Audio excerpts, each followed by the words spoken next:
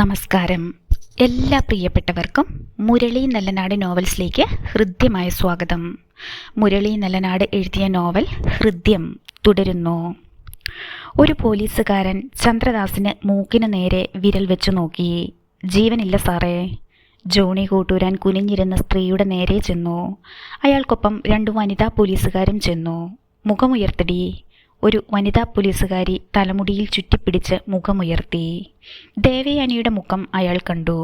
ഓ God. Johnny Kotturan നിലത്തേക്കിരുന്നു. Devayani ആരെയും നോക്കിയില്ല. കൃഷ്ണമണികൾ നിലത്തുറച്ച് ഇരുന്നു. അയാൾ വനിതാ പോലീസുകാരോട് മാറിപ്പോകാൻ കൈകൊണ്ട് ആംഗ്യം കാണിച്ചു. 2 പേരും അവിടെ നിന്ന് പോയി. ദേവയാനി. ആ വിളി കേട്ടതും അവൾ മുഖമുയർത്തി അയാളെ നോക്കി. ജോണി കോട്ടൂരാനെ തിരിച്ചറിഞ്ഞതും അവൾ ചെറുതായൊന്ന് വിതുമ്പി. ദേവയാനി എങ്ങനെ ഇവിടെ എത്തി? അവൾ ചുണ്ടുകൾ കടിച്ചമർത്തി കരയുക മാത്രം ചെയ്തു. അയാൾ എഴുന്നേറ്റ് വനിതാ പോലീസുകാരെ വിളിച്ചു. ഇവരെ വണ്ടിയിൽ കൊണ്ടിരുത്ത്. മുഖം മറച്ചു വേണം പുറത്തേക്ക് കൊണ്ടുപോകാൻ. പുറത്ത് മീഡിയക്കാരുണ്ട്. This is my order. ആരും ഈ മുഖം കാണരുത്. സാർ. എണീക്കടി. ഒരാൾ ദേവയാനിയുടെ കയ്യിൽ പിടിച്ചു. നോ, പോലീസ് മുറയൊന്നും വേണ്ട. അയാൾ താക്കീത് ചെയ്തു. സാർ. ഒരാൾ ദേവയാനിയുടെ സാരിത്തലപ്പ് പിടിച്ച് തല പൂർണ്ണമായും മറച്ച് കെട്ടിവെച്ചു. 2 പേരും ചേർന്ന് ദേവയാനിയെ പിടിച്ചെഴുന്നേൽപ്പിച്ച് പുറത്തേക്ക് കൊണ്ടുപോയി. ജോണി കോട്ടൂരാൻ ചന്ദ്രദാസിൻ്റെ അടുത്ത് വന്നു. സാർ, കത്രിക കൊണ്ടുള്ള കുത്ത, ഒരു പോലീസുകാരൻ പറഞ്ഞു. കത്രികയുടെ 2 വളയവും രക്തം പുരണ്ട് പുറത്തേക്ക് കാണാം. നിർദ്ദേശങ്ങൾ നൽകിയിട്ട് ജോണി കോട്ടൂരാൻ പുറത്തു വന്നു. രമണി അരഭിത്തിയിൽ നിന്നും കണ്ണു തുടച്ച് എഴുന്നേറ്റ് നിന്നു. വീടിനു ചുറ്റും ജനക്കൂട്ടം നിറഞ്ഞിരുന്നു. ജോണി കോട്ടൂരാൻ രമണിയുടെ നേരെ ചെന്നപ്പോൾ അവൾ വിറയ്ക്കാൻ തുടങ്ങി. എന്നതാടി നിന്റെ പേര്? രമണീന്നാ സാറേ. എന്നാ ബിസിനസ് ആടി നിനക്ക്? തയ്യലാ സാറേ. നിന്റെ കെട്ടിയോൻ എവിടാടി? അതിയാൻ ലോറി ഡ്രൈവറാ സാറേ. ഓട്ടം പോയിരിക്കുവാ. അവരെ 2 പേരെയും നിനക്കറിയില്ലേടി? സത്യമായും ഇല്ല സാറേ. അയാൾ നിലത്ത് ചവിട്ടി. അറിയാതെ പിന്നെങ്ങനാടി നീ വീട്ടിൽ വിളിച്ചു കയറ്റിയത്? കുഞ്ഞുമോൻ പറഞ്ഞിട്ടാ സാറേ. അവൻ വകയിലൊരു ബന്ധുവാ. അവൻ്റെ മേലുദ്യോഗസ്ഥൻ്റെ ഭാര്യയാണെന്നാ പറഞ്ഞത്. കുഞ്ഞുമോൻ എന്ന പേര് ആശ ടീച്ചർ കൊലക്കേസ് അന്വേഷിച്ചപ്പോൾ കേട്ടതായി ജോണി കൂട്ടൂരാൻ ഓർത്തു. എപ്പോഴാ അവളെ ഇവിടെ കൊണ്ടുവന്നത്? രാത്രിയിലാ സാറേ. അയാളും കുഞ്ഞുമോനും ചേർന്ന് പിടിച്ചു വലിച്ച കാറിൽ നിന്ന് ഇറക്കിയത്. 2 ദിവസം ഞാൻ കാവലിരുന്നു.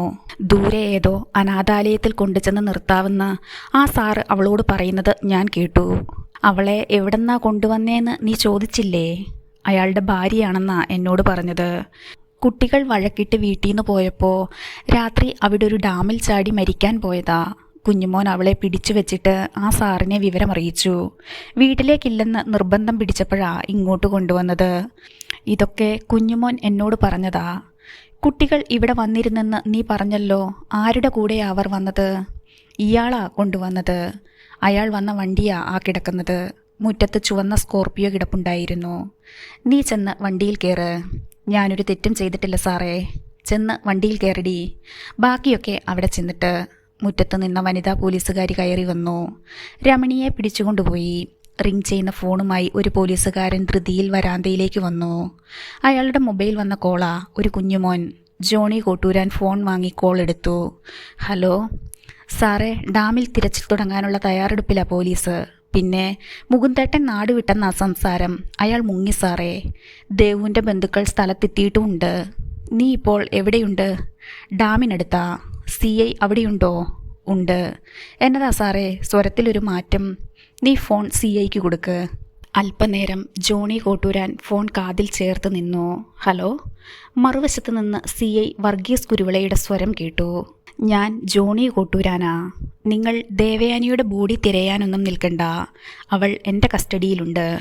ചന്ദ്രദാസാ അവളെ കടത്തിക്കൊണ്ടുപോയത് പറവൂരിലേക്ക്. ഇവിടെ ഒരു വീട്ടിൽ തടവിലായിരുന്നു അവൾ. അയാളെ കസ്റ്റഡിയിലെടുത്തോ? ദേവയാനി അയാളെ കൊന്നു. സംഭവസ്ഥലത്താ ഞാൻ. പിന്നെ ആ ഫോൺ തന്ന കുഞ്ഞുമോനെ കയ്യോടെ പൊക്കിയേക്ക്. എല്ലാം അവൻ കുരുവിളയോട് പറയും. ജോണി കോട്ടൂരാൻ കോൾ കട്ട് ചെയ്തു. വർഗീസ് കുരുവിള മുന്നോട്ട് വന്ന് ഉറക്കെ വിളിച്ചു പറഞ്ഞു. സ്റ്റോപ്പ്. തിരച്ചിലൊന്നും വേണ്ട. ദേവയാനി പോലീസ് കസ്റ്റഡിയിലുണ്ട്. കുഞ്ഞുമോൻ ഞെട്ടിപ്പോയി. എന്നതാ സാറേ? കള്ളനായിൻ്റെ മോനെ. പോലീസിനോടാണോടാ നിന്റെ കളി? വർഗീസ് കുരുവിള കുഞ്ഞുമോൻ്റെ ചെകിടത്തൊന്ന് പൊട്ടിച്ചു. എന്നിട്ട് പോലീസുകാരുടെ നേരെ തള്ളി തൂക്കിയെടുത്ത് വണ്ടിയിലിട്. ഒരു പോലീസുകാരി ദേവയാനിയെ കൊണ്ടുവന്ന് ജോണി കോട്ടൂരാൻ്റെ മുന്നിൽ നിർത്തി. കസേരയിൽ ഇരുന്ന് അയാൾ അവളെ വീക്ഷിച്ചു. ആരെയെങ്കിലും വിട്ട് ഒരു ചായ വാങ്ങണം സാർ. പോലീസുകാരി പോയി. CIയുടെ മുറിയിൽ മറ്റാരും ഉണ്ടായിരുന്നില്ല. ദേവു ഇരിക്ക്. കസേരയുടെ അരികുപറ്റി ദേവയാനി മരവിച്ചിരുന്നു. ദേവു ആത്മഹത്യ ചെയ്യാൻ വീട് വിട്ടിറങ്ങിയതാണല്ലേ? കുനിഞ്ഞിരുന്ന അവൾ ശിരസ് ചലിപ്പിച്ചു. സംഭവിച്ചതൊക്കെ എനിക്കറിയാം. മുകുന്ദൻ ദേവുവിനെ കൊന്നതാണെന്ന് സംശയിച്ച് അയാളെ പോലീസ് കസ്റ്റഡിയിലെടുത്തു. വിവരമറിഞ്ഞ് ഞാൻ അയാളെ റിലീസ് ചെയ്തു. അയാൾക്ക് ദേവുവിനെ കൊല്ലാൻ കഴിയില്ല എന്ന് എനിക്കറിയാം. ദേവയാനി വിതുമ്പിക്കരയാൻ തുടങ്ങി. ഇനി സംഭവിച്ചത് ഫേസ് ചെയ്തേ പറ്റൂ. മുകുന്ദൻ ഉണ്ണിയുടെ ഫോൺ സ്വിച്ച് ഓഫാ. ഒരു പോലീസുകാരൻ ചായ കൊണ്ടുവന്ന് വെച്ചിട്ട് പോയി. ചായ കുടിക്ക്. അവൾ ചലിച്ചില്ല. ചായ കുടിക്ക്. ഈ കേസ് എങ്ങനെ കൈകാര്യം ചെയ്യണമെന്ന് എനിക്കറിയാം. വലിയ ശിക്ഷയൊന്നും ദേവുവിന് കിട്ടാൻ പോകുന്നില്ല.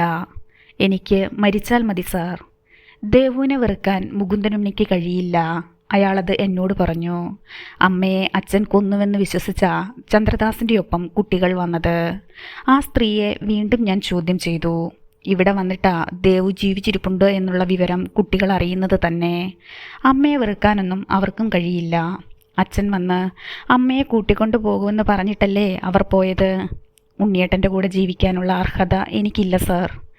ദേവുവിന് അതിനുള്ള അർഹതയുണ്ടോ എന്ന് തീരുമാനിക്കേണ്ടത് മുകുന്ദനുണ്ണിയാണ്. ദേവുവിനെ അയാൾ തള്ളിക്കളയില്ല. എനിക്ക് മരിച്ചാൽ മതി. അവൾ ഏങ്ങിക്കരഞ്ഞുകൊണ്ട് സാരി പിടിച്ച് വാപൊത്തി. അയാൾ എഴുന്നേറ്റ് വന്ന് ചായ എടുത്ത് അവളുടെ കയ്യിൽ കൊടുത്തു. കുടിക്ക്. ഒരു കവിൾ ചായ അവൾ കുടിച്ചു. കൈകൾ വിറയ്ക്കുന്നത് അയാൾ കണ്ടു. സെൽ റിങ് ചെയ്തപ്പോൾ അയാൾ ഫോൺ എടുത്തു. CI വർഗീസ് കുരുവിളയുടെ കോളാണ്. ഹലോ കോട്ടൂരാനെ. നന്നായിട്ടൊന്ന് കൈകാര്യം ചെയ്തപ്പോൾ കുഞ്ഞുമോൻ എല്ലാം പറഞ്ഞു. പിന്നെ ആ 3 കുട്ടികളും അല്പം മുമ്പ് അച്ഛനെ അന്വേഷിച്ച് മേലുകാവ് സ്റ്റേഷനിൽ ചെന്നിരുന്നു. എന്നിട്ട് അയാൾ പോലീസ് കസ്റ്റഡിയിൽ ഇല്ലെന്നറിഞ്ഞിട്ട് അവിടെ നിന്ന് പോയത്രേ. പിന്നെ മുകുന്ദനുണ്ണി മിസ്സിങ്ങിലാണ്. അയൽക്കാരനോട് അവിടം വിട്ടു പോകുവാണെന്ന് മാത്രം പറഞ്ഞിട്ടാ പോയത്. അയാളെപ്പറ്റി ഒരു വിവരവുമില്ല. അപ്പോൾ കുട്ടികൾ? ദേവയാനി എഴുന്നേറ്റു. അയാളെ അന്വേഷിച്ച് അവർ വീട്ടിലേക്ക് പോയിട്ടുണ്ടാവും. പിന്നെ രാവിലെ ദേവയാനിയുടെ ചില ബന്ധുക്കൾ സ്റ്റേഷനിൽ വന്നിരുന്നു. വീട്ടിൽ അവരുണ്ടാകും. ശരി. അയാൾ കോൾ കട്ട് ചെയ്തു. എന്താ സാറേ, എൻ്റെ മക്കൾക്ക് എന്നാ പറ്റിയേ? മുകുന്ദനുണ്ണി എവിടാണെന്ന് ആർക്കും അറിയില്ല. എൻ്റെ മക്കൾ ഇനി എന്തു ചെയ്യും ദൈവമേ? അച്ഛൻ അവരെ ഉപേക്ഷിച്ചു പോയോ? ദേവയാനി കരഞ്ഞു. ഓട്ടോയിൽ നിന്നിറങ്ങിയ ഉണ്ണിമോൾ മുടന്തി വീടിന് നേരെ ഓടി. അച്ഛാ. അവൾ ഉറക്കെ വിളിച്ചുകൊണ്ട് വരാന്തയിലേക്ക് കയറി. 2 കൈകൊണ്ടും അവൾ വാതിലിൽ അടിച്ചു. കതക് തുറക്കച്ചാ, ഞങ്ങൾ വന്നു. ഹാൻഡിൽ ലോക്ക് പിടിച്ച് അവൾ താഴ്ത്തി. വൃന്ദയും വന്ദനയും വരാന്തയിലേക്ക് കയറി. അച്ഛാ. 3 പേരും ഒരേ സ്വരത്തിൽ ഉറക്കെ വിളിച്ചു. അച്ഛൻ ഇവിടെയില്ല. വണ്ടി കണ്ടില്ലല്ലോ. വൃന്ദ കരച്ചിലിനിടയിൽ പറഞ്ഞു. റോഡിൽ നിന്ന് അശോകൻ ധൃതിയിൽ അവിടേക്ക് വന്നു. അങ്കിളെ, അച്ഛനെ കണ്ടോ? വന്ദന ഇടറിക്കൊണ്ട് ചോദിച്ചു. രാവിലെ വീടും പൂട്ടി മുകുന്ദൻ പോയതാ. നിങ്ങളിത് എവിടെയായിരുന്നു? നിങ്ങളുടെ ചെറിയച്ഛനും ചെറിയമ്മയും വന്നിരുന്നു. ചന്ദ്രദാസിൻ്റെ ക്വാർട്ടേഴ്സിലും ചെന്നു. നിങ്ങൾ അയാൾക്കൊപ്പം പോയെന്നറിഞ്ഞ് അവർ തൊടുപുഴ ടൗണിൽ എവിടെയോ മുറിയെടുത്ത് താമസിക്കുവാ. ഞങ്ങൾ അമ്മയെ കാണാൻ പോയതാ. അശോകൻ ഒന്ന് ഞെട്ടി. ദേവുവിനെ കാണാനോ? അമ്മ പറവൂരിലൊരു വീട്ടിലുണ്ട്. ഞങ്ങൾ അമ്മയെ കണ്ടിട്ടാ വരുന്നത്. അച്ഛൻ എവിടാ പോയതെന്ന് പറഞ്ഞായിരുന്നോ അങ്കിളെ? വൃന്ദ കരച്ചിലോടെ ചോദിച്ചു. ഒന്നും പറയാതെയാ പോയത്. വന്ദന ഉണ്ണിമോളുടെയും വൃന്ദയുടെയും കൈ പിടിച്ചു. അച്ഛൻ എവിടെ പോയാലും സുകുമാരി അമ്മൂമ്മയോട് പറയും. അമ്മൂമ്മയെ കാണാതെ അച്ഛൻ പോവില്ല. വാ. അവൾ കുട്ടികളുമായി മുറ്റത്തേക്കിറങ്ങി. നിങ്ങൾ തനിച്ചു പോണ്ട, ഞാൻ കൂടി വരാം. അവർ അതൊന്നും കേൾക്കാൻ നിന്നില്ല. റോഡിൽ കയറി അല്പനേരം നിന്നപ്പോൾ ഒരു ഓട്ടോറിക്ഷ കിട്ടി. 3 പേരും അതിൽ കയറി. അശോകൻ ഷർട്ടിട്ട് ഓടി വന്നപ്പോഴേക്കും അവർ പോയി കഴിഞ്ഞിരുന്നു. പ്രകാശൻ്റെ വീടിൻ്റെ മുന്നിൽ ഓട്ടോ ചെന്ന് നിന്നു. വന്ദന ഓട്ടോ ചാർജ് കൊടുത്തിട്ട് കുട്ടികളെ പിടിച്ചിറക്കി. TV-യിലെ ന്യൂസ് കണ്ടുകൊണ്ടിരുന്ന പ്രകാശൻ ഗേറ്റ് തുറക്കുന്ന ശബ്ദം കേട്ട് സിറ്റൗട്ടിലേക്ക് വന്നു. മുകുന്ദനുണ്ണിയുടെ മക്കളെ കണ്ട് അയാൾ അമ്പരന്നു. അമ്മേ. പ്രകാശൻ ഉറക്കെ വിളിച്ചു. 3 പേരും സങ്കടപ്പെട്ട മുഖവുമായി സിറ്റൗട്ടിലേക്ക് കയറി. സുകുമാരി അമ്മയും സിന്ധുവും അവിടേക്ക് വന്നു. അമ്മൂമ്മേ. കുട്ടികൾ രണ്ടും ഓടിച്ചെന്ന് അവരെ പിടിച്ചു കരഞ്ഞു. ഞങ്ങളുടെ അച്ഛനെ കണ്ടില്ല, വീട്ടിൽ അച്ഛനില്ല, അച്ഛൻ ഇവിടെ വന്നായിരുന്നു അമ്മൂമ്മേ, വൃന്ദ ഉറക്കെ കരഞ്ഞു. നിങ്ങൾക്ക് നിങ്ങളുടെ അച്ഛനെ വേണ്ടെന്ന് വെച്ചിട്ടല്ലേ പുതിയ അച്ഛൻ്റെ കൂടെ പോയത്? സുകുമാരി അമ്മയ്ക്ക് ചോദിക്കാതിരിക്കാനായില്ല. അച്ഛൻ അമ്മയെ കൊന്നെന്ന് കേട്ടപ്പോൾ വന്ദന കരച്ചിലടക്കി. എന്നിട്ടിപ്പോൾ എന്താ നിങ്ങൾ അച്ഛനെ തേടി വന്നത്? ഞങ്ങളുടെ അമ്മ മരിച്ചിട്ടില്ല, വൃന്ദ കരച്ചിലിനിടയിൽ പറഞ്ഞു. നിങ്ങൾ എന്നതാ പറഞ്ഞത്? സിന്ധു വൃന്ദയുടെ മുഖം പിടിച്ചുയർത്തി. ചന്ദ്രദാസ് അങ്കിൾ ഞങ്ങൾക്ക് അമ്മയെ കാണിച്ചു തന്നു. പറവൂരിൽ ഒരു ആൻറ്റിയുടെ വീട്ടിലെ അമ്മ. അങ്കിൾ ഞങ്ങളെ അങ്ങോട്ടാ കൊണ്ടുപോയത്. അമ്മയെ കണ്ടിട്ടാ ഞങ്ങൾ വരുന്നേ. അപ്പോൾ അവളും ചന്ദ്രദാസും ചേർന്നുള്ള ഒത്തുകളി ആയിരുന്നല്ലേ? ആ പാവത്തെ ചതിച്ചിട്ടും ശിക്ഷിച്ചിട്ടും നിങ്ങളുടെ അമ്മയ്ക്ക് മതിയായില്ലേ? ദേഷ്യം കൊണ്ട് സുകുമാരിയമ്മ വിറച്ചു. ഇപ്പോഴും ദേവൂന്ന് വെച്ചാൽ അവൻ്റെ ഉള്ളിൽ ജീവനാ. പിന്നെ നിങ്ങൾ എന്നാത്തിനാ തിരിച്ചു പോന്നത്? പുതിയ അച്ഛൻ്റെയും അമ്മയുടെയും കൂടെ ജീവിച്ചാൽ പോരായിരുന്നോ? അമ്മയാ പറഞ്ഞത് അച്ഛൻ്റെ അടുത്തേക്ക് തിരിച്ചു പോകാൻ. ചന്ദ്രദാസ് അങ്കിൾ ഞങ്ങളുടെ അച്ഛനല്ലെന്ന് അമ്മ പറഞ്ഞു. വൃന്ദ ഏങ്ങി ഏങ്ങി കരഞ്ഞു. കണ്ണീരൊഴുക്കി നിന്ന വന്ദനയുടെ കൈപിടിച്ച് സിന്ധു ആശ്വസിപ്പിച്ചു. അമ്മയൊന്നും മിണ്ടാതെ നിൽക്ക്. എന്നതാ മോളെ സംഭവിച്ചത്? അറിഞ്ഞതും കേട്ടതുമായ കാര്യങ്ങൾ വന്ദന പറഞ്ഞു. മുകുന്ദേട്ടൻ രാവിലെ ഇവിടെ വന്നായിരുന്നു. വീടിൻ്റെ താക്കോലേൽപ്പിച്ച് നിങ്ങൾ എന്നെങ്കിലും വരുമ്പോൾ തരാൻ പറഞ്ഞു. ഞങ്ങളുടെ അച്ഛൻ എവിടേക്കാ പോയത്? വന്ദന കരഞ്ഞുകൊണ്ട് ചോദിച്ചു. ഞങ്ങൾ ചോദിച്ചിട്ടൊന്നും മുകുന്ദേട്ടൻ മറുപടിയൊന്നും തന്നില്ല. നിങ്ങളുടെ അമ്മയുടെ മരണം കൊലപാതകമാണെന്ന് തെളിഞ്ഞ തിരിച്ചു വരുമെന്ന് മാത്രം പറഞ്ഞു. വൃന്ദയും ഉണ്ണിമോളും വാവിട്ട് കരയാൻ തുടങ്ങി. എനിക്കെൻ്റെ അച്ഛനെ കാണണം, ഇപ്പം തന്നെ എൻ്റെ അച്ഛനെ കാണണം.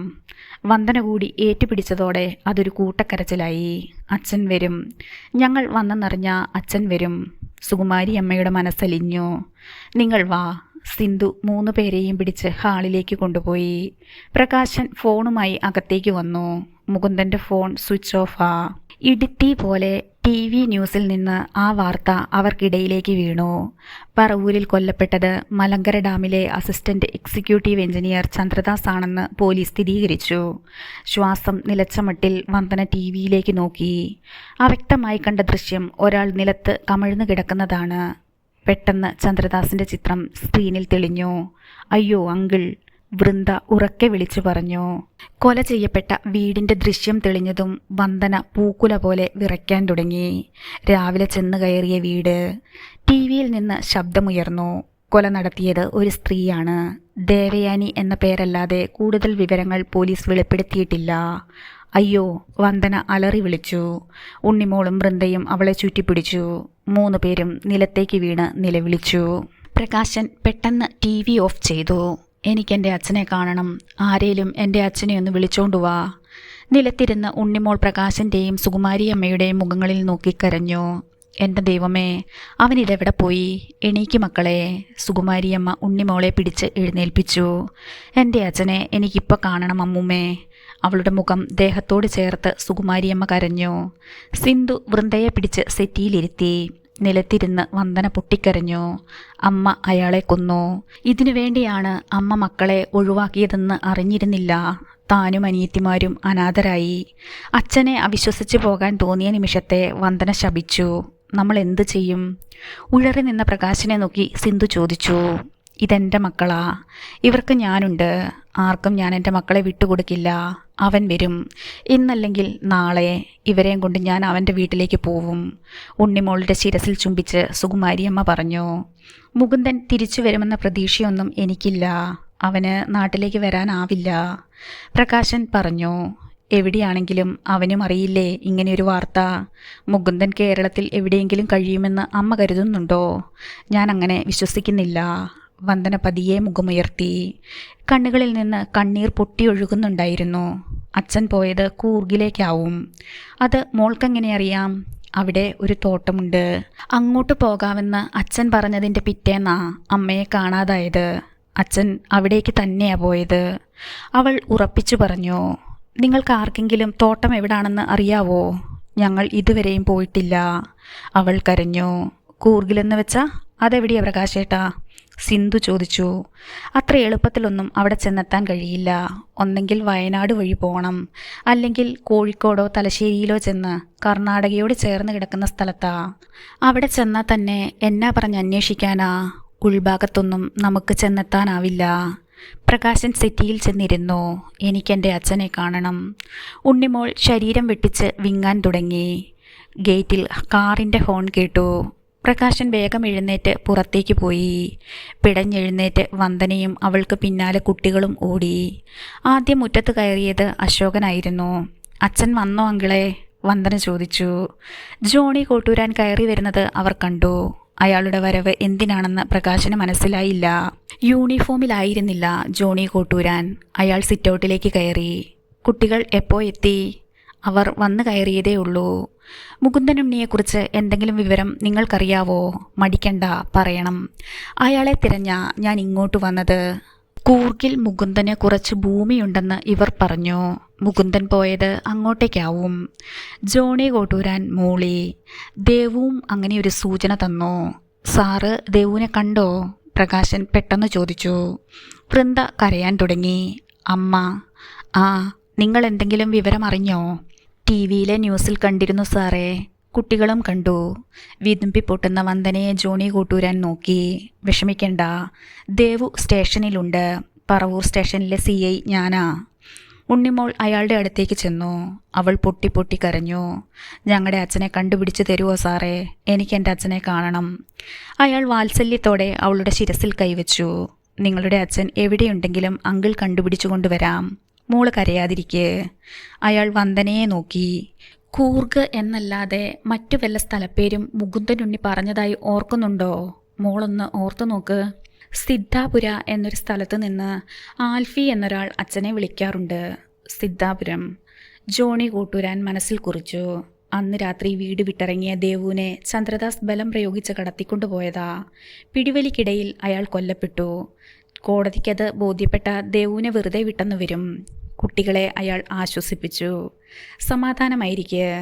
ഞാനിപ്പോൾ പോകുന്നത് നിങ്ങളുടെ അച്ഛനെ തേടിയാ. വൃന്ദയുടെ കവിളിൽ തട്ടിയിട്ട് ജോണി കോട്ടൂരാൻ മുറ്റത്തേക്കിറങ്ങിയതും വന്ദന പിന്നാലെ ഓടിച്ചെന്നു. ഞങ്ങളെ കൂടി കൊണ്ടുപോവുക സാറേ. അച്ഛനിനി ഈ നാട്ടിലേക്ക് വരില്ലെന്ന് ഉറപ്പാ. ഞങ്ങളെയും കൊണ്ട് ഇവിടം വിട്ടു പോകാനിരുന്നതാ അച്ഛൻ, അവൾ കരച്ചിലോടെ പറഞ്ഞു. വൃന്ദയും ഉണ്ണിമോളും മുറ്റത്തേക്കിറങ്ങി ഓടി വന്നു. ഞങ്ങൾക്ക് അച്ഛനല്ലാതെ ആരുമില്ല, ഞങ്ങളും വന്നോട്ടെ. ഉണ്ണിമോളും വൃന്ദയും അയാളെ നോക്കി കരയാൻ തുടങ്ങി. നിങ്ങൾ പറഞ്ഞത് ശരിയാ. ഇനി ഈ നാട്ടിലേക്ക് മുകുന്ദൻ വരുമെന്ന് എനിക്കും തോന്നുന്നില്ല. നിങ്ങൾ വന്ന് വണ്ടിയിൽ കയറ്. ഈ ഭൂമിയുടെ ഏത് കോണിൽ അയാളുണ്ടെങ്കിലും നിങ്ങളെ അയാളുടെ മുന്നിൽ എത്തിച്ചിരിക്കും. വൃന്ദയുടെയും ഉണ്ണിമോളുടെയും കൈപിടിച്ച് വന്ദന റോഡിലേക്ക് നടന്നു. ജോണി കോട്ടൂരാൻ ഇറങ്ങി വന്ന് ഇന്നോവയുടെ ഡോർ തുറന്നു കൊടുത്തു. 3 പേരും കാറിൽ കയറി. ജോണി കോട്ടൂരാൻ വണ്ടി മുന്നോട്ടേക്കെടുത്തു. അമ്മയെ പോലീസ് തല്ലുവോ? വൃന്ദ ചോദിച്ചു. ദേവു അല്ലല്ലോ കുറ്റം ചെയ്തത്, അയാളല്ലേ. അവളെ കടത്തിക്കൊണ്ടുപോയതും തടവിൽ വെച്ചതും അയാളാ. ജീവൻ രക്ഷിക്കാനാ ദേവു അയാളെ ആക്രമിച്ചത്. അങ്കിൾ വേണ്ടതൊക്കെ ചെയ്തിട്ടാ വന്നത്. നിങ്ങളെ അച്ഛൻ്റെ കയ്യിൽ ഏൽപ്പിക്കാൻ ദേവു അപേക്ഷിച്ചിട്ടാ ഞാൻ വന്നത്. അയാൾ സെല്ലെടുത്ത് ബ്ലസ്സിയുടെ നമ്പറിലേക്ക് വിളിച്ചു. ഇച്ചായ. ബ്ലസ്സിയുടെ സ്വരം വന്നു. നീ റെഡിയായി നിൽക്ക്. നമുക്ക് കൂർഗ് വരെയൊന്ന് പോകണം. കൂർഗിലോ? ഇച്ചായനിപ്പോൾ എവിടെയാ? തൊടുപുഴയെന്ന് നിന്നെ കൂട്ടാൻ ഈരാറ്റുപേട്ടയ്ക്ക് വരുവാ. എൻ്റെ കൂടെ മുകുന്ദനുണ്ണിയുടെ മക്കളുണ്ട്. മുകുന്ദനുണ്ണി കൂർഗിലുണ്ടോ എന്ന് ഒരു സംശയം. പിന്നെ കുട്ടികൾക്ക് കഴിക്കാൻ എന്തെങ്കിലും എടുത്തു വെക്ക്. 3 പേരും വിശന്ന് തളർന്നിരിക്കുക. ശരി ഇച്ചായ. അയാൾ ഫോൺ വെച്ചു. കാർ പാറേ ബംഗ്ലാവിൻ്റെ മുറ്റത്ത് ചെന്ന് നിന്നു. സിറ്റൗട്ടിൽ ബ്ലസ്സിയും ടോണിയും ഉണ്ടായിരുന്നു.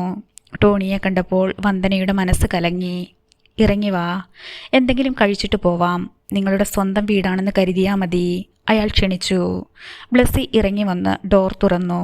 അമ്മയുടെ പ്രായം വരും അവർക്കെന്ന് വന്ദനയ്ക്ക് തോന്നി. ഒത്ത തടിയും ഉയരവും, കാണാനും സുന്ദരി. ഇതെൻ്റെ കെട്ടിയോളാ ബ്ലസ്സി. ബ്ലസ്സി അലിവോടെ പുഞ്ചിരിച്ചു. വരൂ. ബ്ലസ്സി വൃന്ദയെ പിടിച്ച് ഇറക്കി. പിന്നാലെ വന്ദനയും ഉണ്ണിമോളും ഇറങ്ങി. ബ്ലസ്സിക്ക് പിന്നാലെ സിറ്റൗട്ടിലേക്ക് കയറുമ്പോൾ ടോണിയെ അഭിമുഖീകരിക്കാൻ വന്ദനയ്ക്ക് വിമ്മിട്ടം തോന്നി. ശത്രുവായി കരുതിയവൻ്റെ വീട്ടിൽ തന്നെ അഭയത്തിനായി വന്നു കയറി. അകത്തേക്ക് കയറിയപ്പോൾ അതൊരു വീടല്ല, കൊട്ടാരമായിട്ടാണ് വന്ദനയ്ക്ക് അനുഭവപ്പെട്ടത്. വലിയ ഹാൾ, രാജകീയമായ ഇരിപ്പിടങ്ങൾ. ബ്ലസ്സി അവരെ ഡൈനിങ് റൂമിലേക്ക് കൂട്ടിക്കൊണ്ടുപോയി. ഹാള് പോലെ വിസ്തൃതിയുണ്ട് ഡൈനിങ് ഹാളും. 20ഓളം പേർക്കിരുന്ന് ആഹാരം കഴിക്കാൻ പറ്റുന്ന ടേബിളും കസേരകളും. ടോണി സിറ്റൗട്ടിൽ നിന്ന് പതുക്കെ ജോണി കോട്ടൂരാൻ്റെ അടുത്തേക്ക് വന്ന് ചോദിച്ചു. ആ ചേട്ടായി കൂർഗിലുണ്ടെന്ന് ഉറപ്പാണോ? അയാൾക്കവിടെ കുറച്ച് ഭൂമിയുള്ളതായി അറിയാം. അയാളുടെ മക്കൾ എൻ്റെ കൂടെ പുറപ്പെട്ടതാ. ഒരിക്കൽ അയാളുടെ ജീവിതം വെച്ച് കളിച്ചവനാ ഞാൻ. ഇപ്പോൾ എനിക്കിങ്ങനെ ഒന്ന് ചെയ്യണം, ഒരു പ്രാശ്ചിത്തമായിട്ട്. അതിനൊരവസരം ഇപ്പോഴാ കിട്ടിയത്. ഞാൻ കൂടി വരാം ഇച്ചായ, ടോമിച്ചനെയും കൂട്ടാം. ജോണി കോട്ടൂരാൻ ചിരിച്ചു. എന്നത്തിനാ നീ കൂടി വരുന്നത്? ആ പിള്ളേരെ പേടിപ്പിക്കാനോ? നിന്നെ കണ്ടപ്പോൾ ആ പെങ്കൊച്ച് ഒന്ന് ഭയന്നു. ഇച്ചായന് ഇപ്പോഴും എന്നെ വിശ്വാസം വന്നിട്ടില്ല അല്ലേ? അവൻ സങ്കടപ്പെട്ടു. ഒരു കള്ളച്ചിരി ജോണി കോട്ടൂരാൻ്റെ മുഖത്തുണ്ടായി. നീ എന്നെ പെണ്ണ് ചോദിക്കാൻ മുകുന്ദനുണ്ണിയുടെ വീട്ടിലേക്ക് അയച്ചത് ഞാൻ മറന്നിട്ടില്ല. ഉള്ളിൽ വാശിയുണ്ടായിരുന്നേലും എനിക്ക് അവളെ ഇഷ്ടമായിരുന്നു ഇച്ചായ. ഇച്ചായൻ അറിയാലോ, ആത്മാർത്ഥമായിട്ടാ നിങ്ങളെ പെണ്ണ് ചോദിക്കാൻ വിട്ടത്. വേണ്ട, അതങ്ങ് മറന്നേക്ക്. അയാൾ സ്റ്റെയർകേസ് കയറിപ്പോയി. ടോണി തിരിച്ചു വന്ന് സിറ്റൗട്ടിലിരുന്നു. അവൾ പാറയൽ ബംഗ്ലാവിൻ്റെ മുറ്റത്ത് വന്നിറങ്ങുമെന്ന് സ്വപ്നത്തിൽ കരുതിയതാണോ? ടോണിക്ക് ജീവിതത്തിൽ നിരാശയുണ്ടായത് അവളുടെ കാര്യത്തിലാണെന്ന് ഓർക്കാറുണ്ട്. ബ്ലസ്സി കള്ളപ്പവും മട്ടൻ കറിയും 3 പേരെയും നിർബന്ധിച്ച് കഴിപ്പിച്ചു. സാന്ത്വന വാക്കുകളോതി അവരുടെ മനസ്സ് തണുപ്പിച്ചു. ഒരമ്മയുടെ സാമീപ്യമാണ് അവർക്ക് അനുഭവപ്പെട്ടത്. ഉണ്ണിമോളും വൃന്ദയും ബ്ലസ്സിയോട് പെട്ടെന്ന് അടുത്തു. ഉണ്ണിമോളുടെ കരച്ചിൽ നിന്നത് കണ്ടപ്പോൾ വന്ദനയ്ക്ക് വല്ലാത്തൊരു ആശ്വാസമായി. നിങ്ങളുടെ ഡ്രസ്സൊക്കെ മുഷിഞ്ഞല്ലോ. ഞങ്ങൾക്ക് വേറൊന്നും എടുക്കാൻ പറ്റിയിരുന്നില്ല ആൻറ്റി. വീട്ടിൽ നിന്ന് ഇറങ്ങിയ ഡ്രസ്സാ.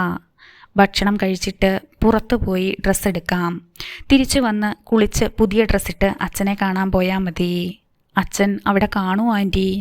ഉണ്ണിമോൾ ചോദിച്ചു. അവിടെ ഉണ്ടാവും മോളെ. ബ്ലസ്സി വാത്സല്യത്തോടെ അവളുടെ കവിളിൽ തട്ടി. ബ്ലസ്സി അവിടെ നിന്ന് പോയി. ചേച്ചി, അവിടെ നിന്ന ആളാണോ ടോണി കോട്ടൂരാൻ? തെല്ലുഭീതിയോടെ വൃന്ദ ചോദിച്ചു. വന്ദന തലയാട്ടി. നമ്മുടെ അച്ഛനെന്ന് അവകാശപ്പെട്ടു വന്ന ആളെ പോലെ ദുഷ്ടന്മാരല്ല മോളെ ഇവർ. കുട്ടികൾ കഴിച്ച് എഴുന്നേറ്റപ്പോൾ വന്ദന പ്ലേറ്റുകൾ എടുത്തുകൊണ്ടുപോയി കഴുകി വെച്ചു. വന്ദനയും കുട്ടികളും ഹാളിൽ വന്നപ്പോൾ ഷോപ്പിങ്ങിന് പോകാൻ തയ്യാറായി ബ്ലസ്സി വന്നു. പോകാം. ഈരാറ്റുപേട്ട ടൗണിലേക്ക് വണ്ടി ഓടിച്ചത് ടോണിയായിരുന്നു. മുന്നിൽ ബ്ലസ്സി ഇരുന്നു. പിന്നിൽ അവർ 3 പേരും. യാത്രയിൽ ടോണി ഒരക്ഷരം ശബ്ദിച്ചില്ല. ടെക്സ്റ്റൈൽ ഷോപ്പിൽ നിന്ന് അവർ പർച്ചേസ് കഴിഞ്ഞിറങ്ങി വരുന്നതും കാത്ത് അവൻ കാറിലിരുന്നു. സെൽഫോൺ എടുത്ത് അവൻ ടോമി കോട്ടൂരാനെ വിളിച്ചു. എന്നതാടാ മോനെ? ടോമിയുടെ സ്വരം കേട്ടു. ഇച്ചായ, ജോണിച്ചായൻ കൂർഗിന് പോവാ. എന്നതാടാ കാര്യം? അവൻ വിവരങ്ങൾ ചുരുക്കി പറഞ്ഞു. ഇപ്പോഴും നിനക്കാ പെണ്ണിൽ മോഹമുണ്ടോടാ? അങ്ങനെ ചോദിച്ചാ. അവർ ഷോപ്പിൽ നിന്ന് ഇറങ്ങി വരുന്നത് കണ്ടപ്പോൾ ടോണി നിശബ്ദനായി. ചേട്ടത്തിയെയും ആ പിള്ളാരെയും കൊണ്ട് ജോണിച്ചായൻ മാത്രം പോയാൽ ശരിയാവുകയില്ല. നീ ബൈക്കുമെടുത്ത് കാഞ്ഞിരപ്പള്ളിക്ക് വിട്ടോ. ഞാനിവിടെയുണ്ട്. ഇച്ചായൻ്റെ മുന്നിലോ പിന്നിലോ ഒരു വെളിപ്പാടകലെ നമ്മളും ഉണ്ടാവണം. ടോണിക്ക് ആവേശമായി. ശരി ഇച്ചായ. ഹൃദ്യം അടുത്ത ലക്കത്തിൽ തുടർന്ന് കേൾക്കാം. ഈ കഥയെക്കുറിച്ചുള്ള നിങ്ങളുടെ വിലയേറിയ അഭിപ്രായങ്ങളും നിർദ്ദേശങ്ങളും കമൻറ്റ് ബോക്സിൽ രേഖപ്പെടുത്തി ഞങ്ങളെ അറിയിക്കണമേ എന്ന അഭ്യർത്ഥനയോടെ മുരളി നല്ലനാട് നോവൽസിന് വേണ്ടി സൽമാ റോയിസ്.